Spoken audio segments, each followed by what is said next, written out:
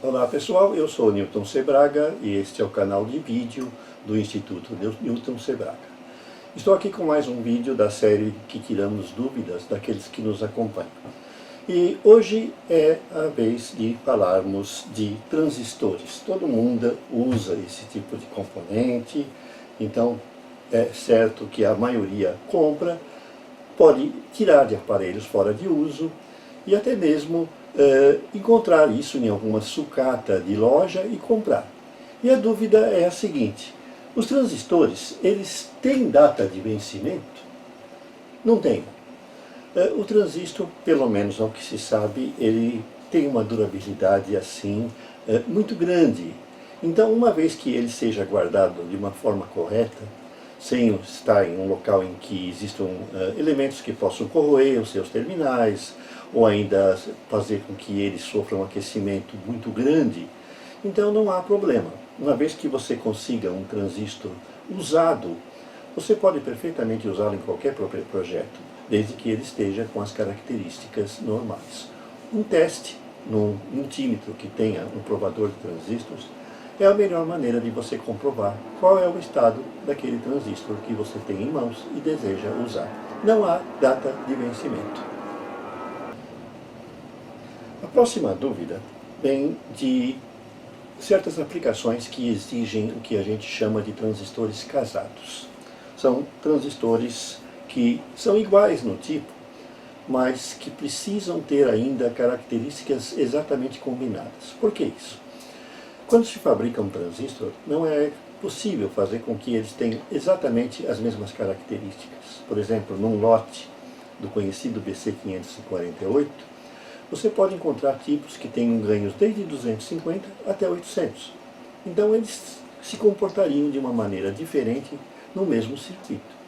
Se eles forem trabalhar em conjunto, numa aplicação que exija que eles estejam equilibrados, se eu colocar dois transistores que tenham um ganho muito diferente, mesmo sendo do mesmo tipo, o aparelho não vai funcionar corretamente.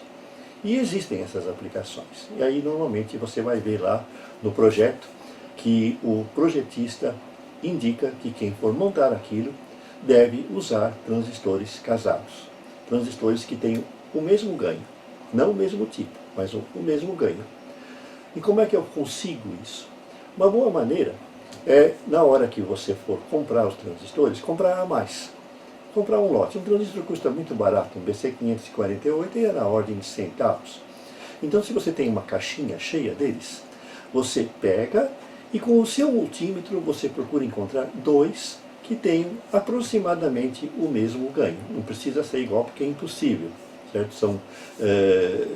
São muitos as faixas de ganho que nós temos, então não é possível. Você tem que ter muita sorte para encontrar dois exatamente iguais.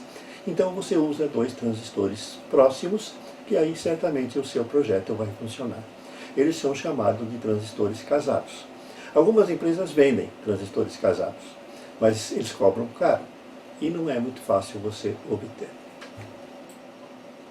Finalmente, nos perguntaram se existe problema de nós ligarmos transistores em paralelo numa aplicação. Isso é muito comum quando a gente monta fonte, que usa às vezes dois transistores de potência como esse, em paralelo, para aumentar a capacidade de corrente. Por exemplo, eu pego dois transistores 2N35 e eu ligo em paralelo para obter uma corrente maior do que aquela que um só pode fornecer normalmente. É possível sim, mas a gente tem que tomar certas precauções. Por quê? É aquilo que eu falei na dúvida anterior. Dois transistores não são iguais. Eles podem ter ganhos diferentes, eles podem ter outras características diferentes. Se eu ligo em paralelo numa fonte, a corrente não se divide igualmente entre eles. Um deles vai ser percorrido por uma corrente maior. E esse desequilíbrio pode levar à sobrecarga de um deles. Então nós vamos verificar que, às vezes, numa fonte que tem dois transistores ligados em paralelo, um deles queima antes, sempre. Como é que a gente faz para evitar isso? A gente minimiza esse problema colocando nos emissores um resistor que ele vai limitar a corrente e mudar o ponto de funcionamento também.